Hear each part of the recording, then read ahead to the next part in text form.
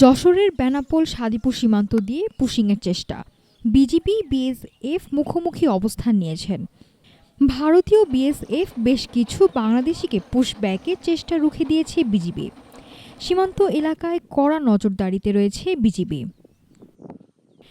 Jessore ৪৯ BGB ব্যাটালিয়নের অধিনায়ক গোলাম মোহাম্মদ সাইফুল আলস খান নিশ্চিত করে জানান, বেনাপোল সাদিপুর খড়ের মাঠ এলাকা ২৬/৬ নং পিলারের কাছ দিয়ে ভারতীয় বিএসএফ বেশ কিছু নাগরিককে পুশব্যাগের চেষ্টা করলে জিরো লাইন এলাকায় রুখে দিয়েছে বিজিবি।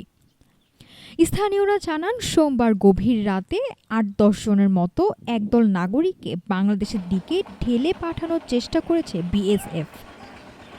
প্রবেশে বাধা দেয় বিজিবি। রাত থেকে জিরো লাইনে অবস্থান করছেন তারা।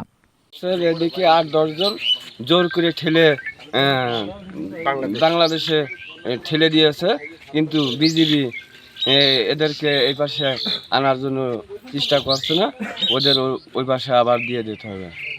১০-১২ জনের এইদিকে আছেন ঠেলে দিয়েছে বিএসএফের, আবার আছেন বিজিবির লোক, আবার আছেন সীমান্ত থেকে আবার ও পাশ দেওয়া হচ্ছে। ভারত থেকে লোক দিয়েছে ইন্ডিয়ান বিএসএফ, বাংলাদেশের বিডিআর এখনও তুলতে পারছে না, ওইদিকে আবার দেওয়ার জন্য অনুরোধ করছে, আক্রমণভাবে চেষ্টা চালাই যাচ্ছে।